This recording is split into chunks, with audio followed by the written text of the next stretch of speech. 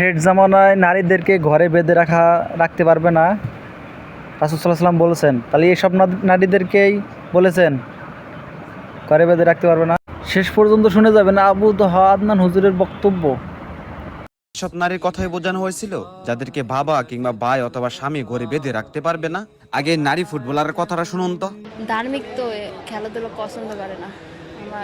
আমাকে অনেক আমার মা অনেক নিষেধ করছে, মারধর করছে এবং টেকল দিয়ে বাইরেও রাখছে। আমি তাও খেলতে গেছি, পলায়া প্রাইভেটের কথা বলে আমি মাঠে বিকালে খেলতে গেছি।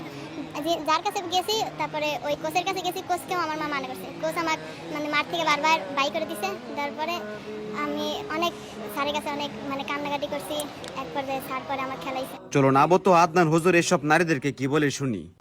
মসিহুদ দাজ্জালের অনুসারী হবে এমন এক শ্রেণীর নারী যাদেরকে মুমিন পিতা, ভাই বা স্বামী ঘরে রাখতে পারবে না। তারা বাঁধন ছিঁড়ে বেরিয়ে যাবে। এখন কোন কারণে আপনি তাদেরকে বাসায় রাখতে পারছেন না আপনি চিন্তা করেন। আর দাজ্জাল আসতে কতটুকু বাকি আছে আপনি কি মিল পাইছেন তো? এখন শেয়ার করে রাখতে পারেন।